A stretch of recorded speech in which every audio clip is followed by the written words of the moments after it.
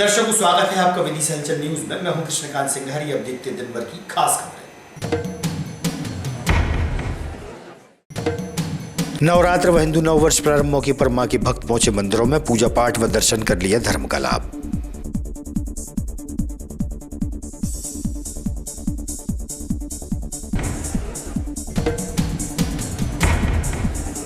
चैत्र नवरात्रि हिंदू नववर्ष की कलेक्टर रोशन कुमार सिंह ने सभी को शुभकामनाएं दी हैं।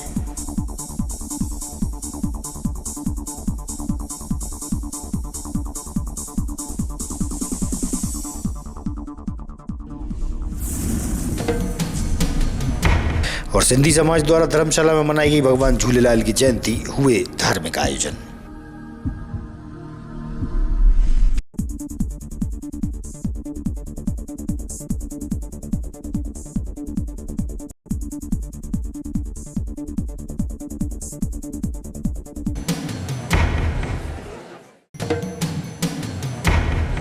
अब खबर विस्तार से। नवरात्र पर्व के दौरान शहर की मांसाहारी दुकानों पर प्रतिबंध की मांग बजरंग दल व विश्व हिंदू परिषद द्वारा की गई और ज्ञापन भी प्रशासन को सौंपा गया। परिचय देते हुए आज के संबंध में ज्ञापन सौंपा है। मलखान सिंह ठाकुर, प्रांत सह मंत्री विश्व हिंदू परिषद मध्य भारत प्रांत।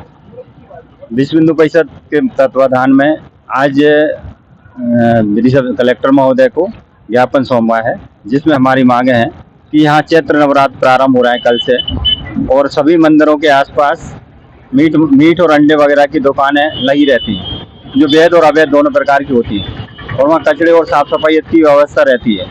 इसको ध्यान में रखते हुए विश्व हिंदू परिषद बजरंग दल ने आज कलेक्टर महोदय को ज्ञापन दिया है कि इन दुकानों को हमारे 30 तारीख से लेकर 12 तारीख तक, जिसमें चैत्र नवरात्र प्रारंभ हो रहा है, और दूसरा महावीर जयंती है, राम जी का जन्मोत्सव है, हनुमान जन्मोत्सव है, 12 तारीख तक ये दुकानों को पूर्णतः प्रतिबंधित किया जाए, जिससे हमारी जो माता बहनें और हमारे हिंदू स्वावलंबी बंधु जो दर्शन के लिए जाते हैं, उनकी भावना आहत होती हैं, अशुद्ध हो जाते हैं, उनके व्रत खंडित होते हैं, तो इसलिए ये बंद कराए। इस बात को लेकर हमने आज माननीय कलेक्टर महोदय को ज्ञापन दिया है और उन्हें आश्वासन दिया कि हम ये पहले भी बंद कराते हैं, इस बार भी हम बंद कराएंगे। तो ऐसी हमारी कलेक्टर साहब को ज्ञापन देकर अपनी बात रखी है।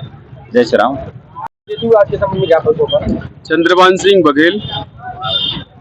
नवरात्रि के उपलक्ष्य में आज जिला कलेक्टर को विश्व हिंदू परिषद बजरंग दल ने मीट, मटन और अंडे की जो दुकानें शहर के अंदर लगती है, जिनसे स्वच्छता प्रभावित होती है और हमारी माताएं बहनें सुबह से ही मंदिरों पर जल चढ़ाने के लिए जाने लगती है।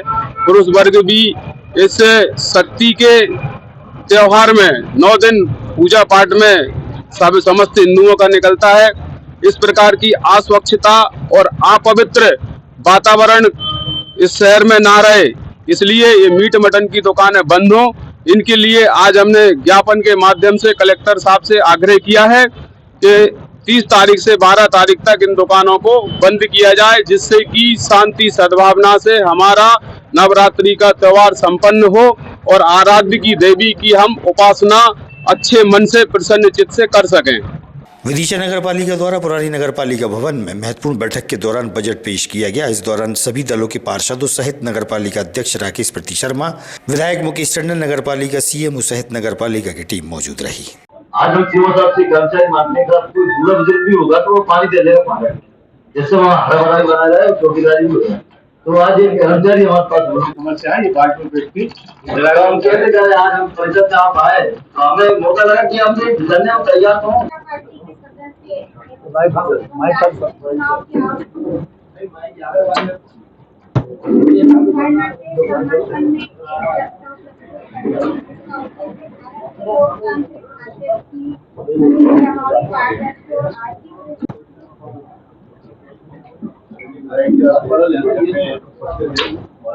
होती है। एक साथ चुनाव खर्च से भारी कमी आएगी और सुरक्षा बलों, शिक्षकों और प्रशासनिक अधिकारियों को बार-बार चुनाव ड्यूटी से मुक्त किया जा सकेगा। विकास कार्यों में निरंतर बार-बार लगने वाले आदर्श आचार संहिता के कारण विकास परियोजना रुक जाती है। एक साथ चुनाव होने से यह बाधा दूर होगी और सरकार अपने विकास कार्यों पर ध्यान केंद्रित कर सकेगी। राजनीतिक स्थिरता, एक साथ चुनाव राजनीतिक स्थिरता को। आज बजट की बैठक थी। 299 करोड़ का बजट पेश किया गया है और उसमें कोई अतिरिक्त कर नहीं लगाया गया है और शहर को जितने भी हमारे काम होने हैं जो अमृत 2 वगैरह के, वो सब इसमें शामिल किए हैं और मैं सभी को शुभकामनाएं देता हूँ। नगर पालिका अध्यक्ष जी ने अच्छा बजट पेश किया, उनके लिए बहुत बहुत धन्यवाद देता हूँ। और 24 प्रस्ताव और जोड़े गए जिसमें 2 प्रस्ताव मुख्य रूप से हैं। एक है जो हमारा पुराना चिकित्सालय है जिसको नगर पालिका में देने बाबत प्रस्ताव पास किया गया और दूसरा नगर निगम बनाने का प्रस्ताव पास किया गया। आज परिषद की बैठक में बजट के संबंध में बैठक हुई थी जिसमें 300 करोड़ के बजट का प्रस्ताव पास हुआ। किस उपयोग में आगा समस्या का समाधान इसमें किया जाएगा मुख्य रूप से? ये बजट लगभग 11,21,000 के आय का बजट है और इस बजट को फिर शासन की योजना का क्रियान्वयन के लिए मूलभूत सुविधा प्रदान करने के लिए संबंध में बैठक हुई यहाँ पर। बजट की बैठक थी। वर्ष 25 और 26 का नगर पालिका अध्यक्ष जी ने बजट प्रस्तुत किया है। शहर के विकास की दृष्टि से इसमें संपूर्ण कार्य योजना बनाकर विकास के कार्य सम्मिलित किए गए हैं। हमारा शहर सर्व सुविधा युक्त बने, इसके लिए आबादी के हिसाब से नगर निगम बने। आदरणीय मुख्यमंत्री जी, माननीय मुख्यमंत्री जी की घोषणा थी, वो प्रस्ताव यहाँ पर पास किया गया है। साथ में पुराना जिला चिकित्सालय जहाँ पर नगर पालिका संचालित है, वो भूमि माननीय मुख्यमंत्री जी घोषणा करके गए हैं, नगर पालिका परिषद को मिले, तो उसका प्रस्ताव भी पास किया गया है। साथ में जनता के मूलभूत सुविधाओं की दृष्टि से जो अपने पेयजल उपलब्ध कराने की व्यवस्था हो, चाहे हमारे निर्माण कार्य की व्यवस्था हो, सारी जो है इसमें बजट में सम्मिलित किया गया है।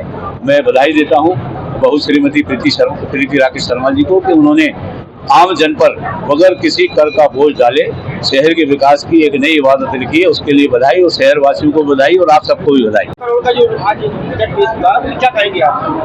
आज की जो बजट सत्र की बैठक थी उसमें एक प्रस्ताव था नगर पालिका को नगर निगम बनाने का, जिसको लेकर हमने उसका विरोध नहीं करा, लेकिन हमारे मन में कुछ जिज्ञासावश नागरिकों के हितों को ध्यान में रखकर कुछ सवाल थे जो हमने विधायक जी, नगर पालिका अध्यक्ष जी के महोदय के समक्ष और परिषद के सामने रखे।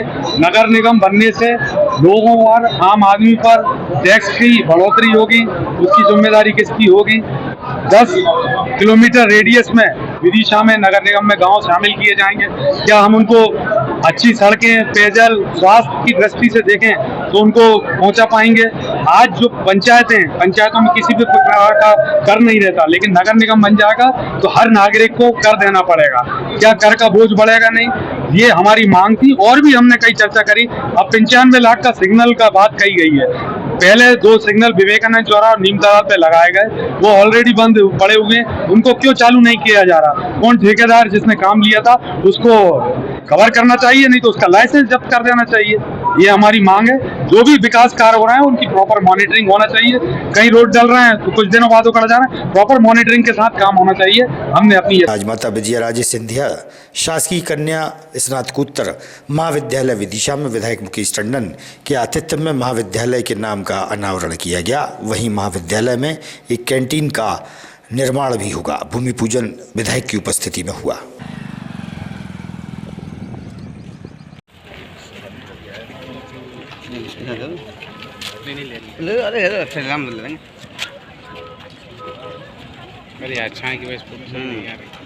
बढ़िया तो आ रही है।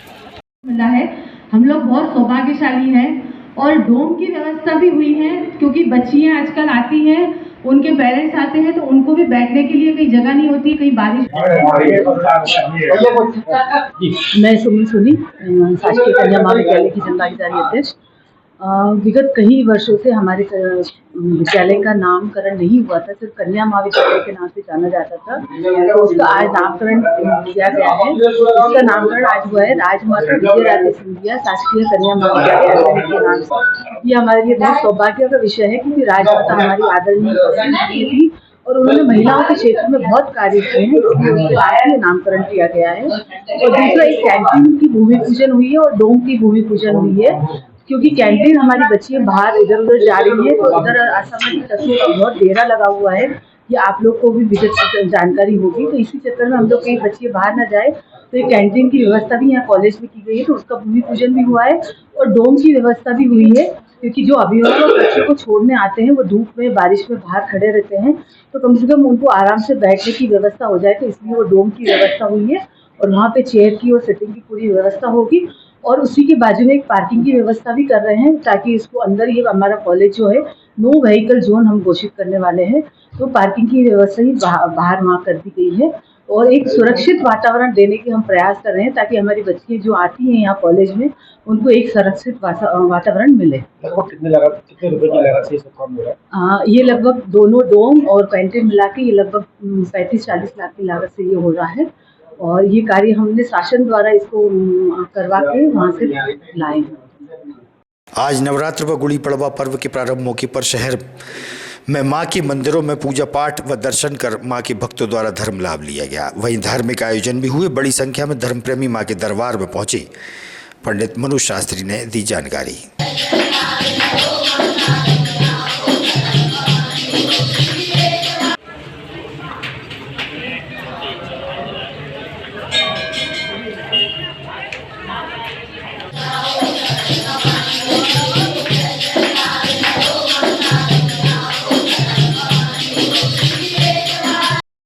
जो नवरात्रि है उसके बारे में थोड़ा महत्व बता, किस तरीके की सावधानी रखनी चाहिए और नवरात्रि चैत्र नवरात्रि का क्या महत्व है? मेरा नाम डॉक्टर मनोज शास्त्री, राजपुरोहित का दायित्व विदिशा नगर का है। भारतीय संस्कृति के अंतर्गत, सनातन धर्म के अंतर्गत देवता की आराधना के साथ हमारा प्रथम दिन प्रारंभ होता है। प्रत्येक दिन का ये नियम है, हम प्रतिदिन देवता की आराधना करते हैं। उसी के निमित्त वर्ष प्रतिपदा के अंतर्गत आज गुड़ी पड़वा का पावन दिवस है। सृष्टि के आरंभ का दिवस समझ लीजिए, आज से सृष्टि का प्रारंभ हुआ है और मूलतः जब हमारा दिन आरंभ होता है तो बसंत का पावन पर्व आप देख रहे हैं, अपने आप कुसुम खिल रही है। इसी कारण से आज प्रथम दिवस सृष्टि के प्रारंभ का माना जाता है और गुड़ी पड़वा का दिन माना जाता है। और चराचर जगत की अधिष्ठान देवी हैं भगवती महाकाली, महालक्ष्मी, महासरस्वती। हमको धन चाहिए, यश चाहिए, प्रतिष्ठा चाहिए, विद्या चाहिए, बुद्धि चाहिए, जो भी चाहिए वह भगवती की आराधना से हमको सब कुछ प्राप्त हो सकता है। और इस नवरात्र के अंतर्गत हम उसी के निमित्त भगवती की आराधना करते। घर घर आज ध्वजा के रूप में मां भगवती की स्थापना की जाती। ध्वज लगाने से घर की आदि व्याधियों का वर्षभर नाश होता है। घर घर दुर्गा चालीसा का पाठ करना चाहिए, भगवती की सेवा, आराधन, पूजन करना चाहिए। हमारे यहाँ भारतीय संस्कृति में मातृ देवो भव, कन्या देवो भव, माताएं और कन्याएं देवता के समान है, इसलिए कन्याओं का पूजन इस वासांतिक नवरात्र में प्रत्येक व्यक्ति को करना चाहिए। स्वामी विवेकानंद चौराहे पर हिंदू नववर्ष के मौके पर नया नवाचार किया गया। शासकीय विद्यालयों में अध्ययनरत छात्र छात्राओं को किट प्रदान की गई। इस मौके पर विधायक मुकेश टंडन व कलेक्टर रोशन कुमार सिंह भी मौजूद थे।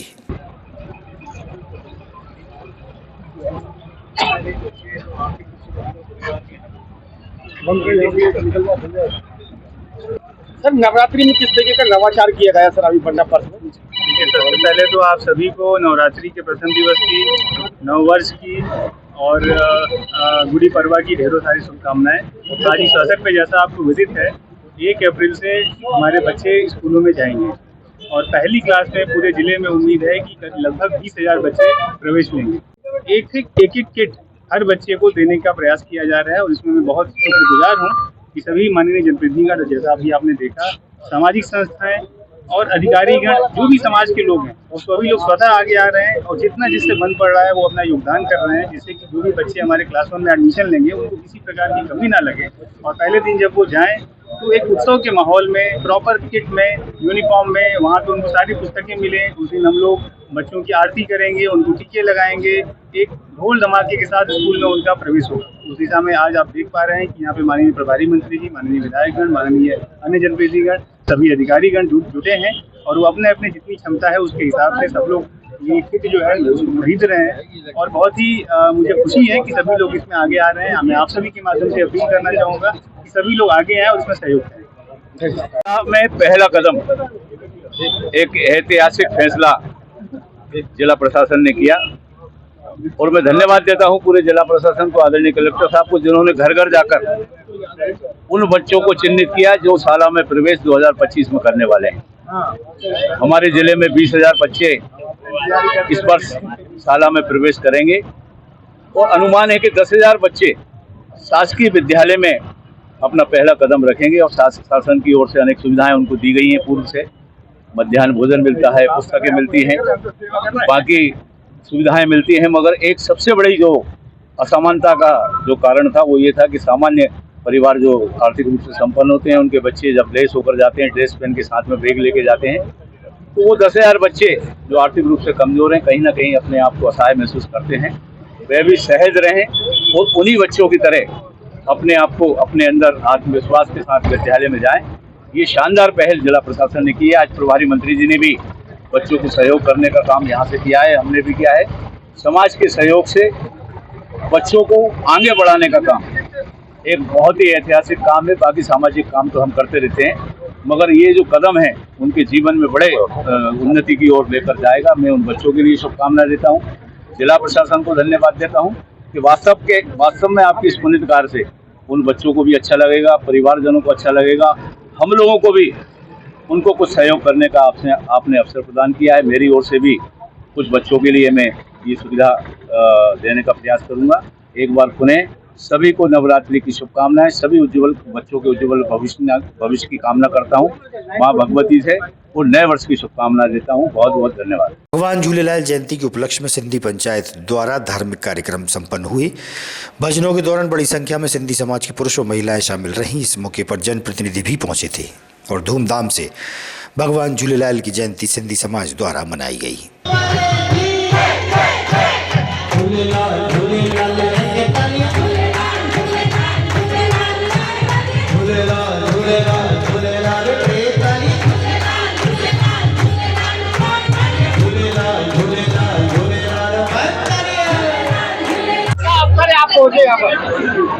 आज गुड़ी पड़वा का पावन पर्व है, आज चेटी चंडी है, आज झूलेलाल जयंती का भी पवित्र त्योहार है और हमारे सिंधी समाज के द्वारा झूलेलाल जयंती का झूलेलाल जी के मंदिर में बहुत उल्लास के साथ मनाया जाता है। आज पूरे शहर के हमारे सिंधी समाज के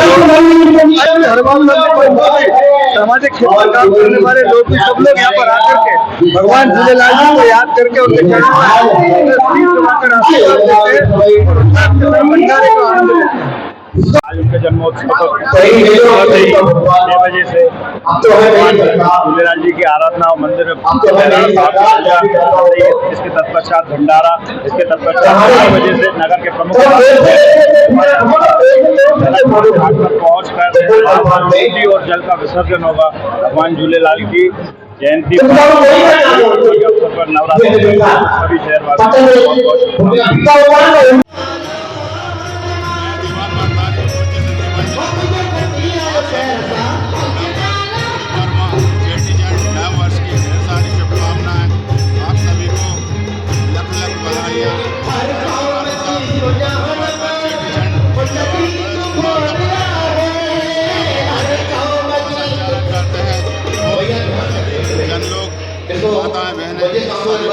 शहरवासी हिस्सा लेती हैं और नगर भंडारा और नगर कीर्तन का आयोजन होगा।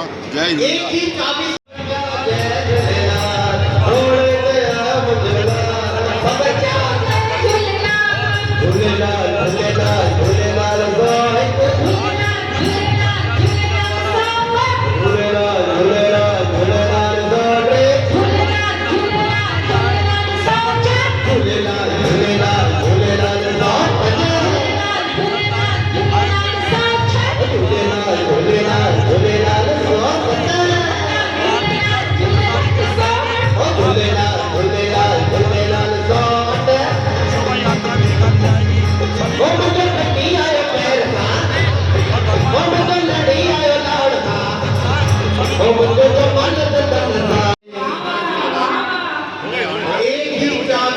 खोलने वाले हैं 2 ताले और लगते हैं ये दोनों एक ही दिशा के 2 ताले। ये दीपक है, प्रकाश है, और दीपक है तो प्रकाश है, और प्रकाश है तो दीपक है दीपक तो प्रकाश सुबह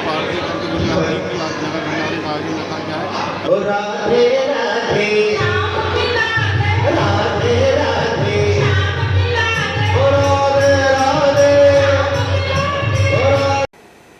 आज की खबरों को देते हैं पर विराम। आगामी खबरों के लिए आप देखते रहिएगा विदिशा न्यूज। रहिए अपडेट। नमस्कार।